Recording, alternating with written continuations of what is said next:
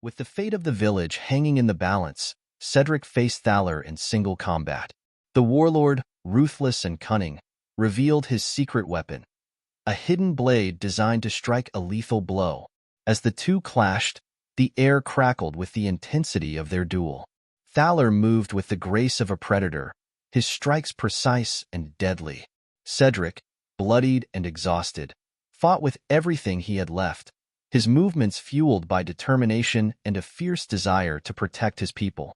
During the duel, Thaler proved himself to be a formidable adversary, skilled in the art of combat and ruthless in his tactics. He pressed his advantage, trying to exploit Cedric's weakened state. But Cedric, relying on his quick reflexes and the last of his strength, deflected Thaler's blows and countered with a series of rapid strikes. In a final, desperate move, Cedric managed to disarm Thaler, sending the warlord's hidden blade clattering to the ground. With a powerful shove, Cedric threw Thaler off balance and sent him sprawling to the ground, the impact knocking the breath from his lungs. For a moment, the battlefield fell silent as both combatants paused to catch their breath. Cedric stood over Thaler, his chest heaving with exertion. He raised his sword, the tip hovering over Thaler's throat, a silent promise of the consequences if he dared to rise again. The villagers erupted in cheers as Thaler's remaining soldiers fled, their leader defeated, and their invasion thwarted. But the duel with Thaler had been a grueling test of Cedric's skills and resolve. The wounds he sustained ran deep, both physically and emotionally.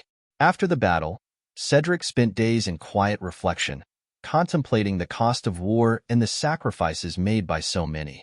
He visited the graves of fallen friends, offering silent prayers for their souls and vowing to honor their memory.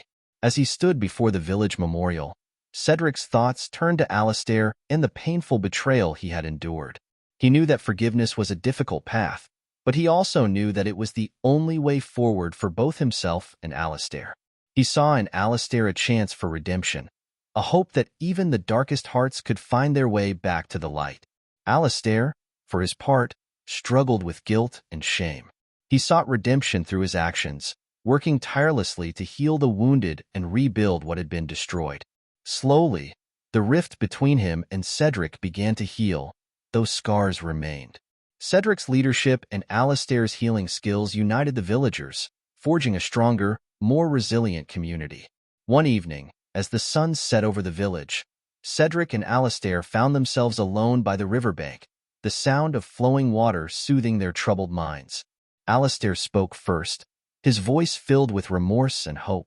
He apologized once more for his betrayal, acknowledging the pain he had caused Cedric and the village.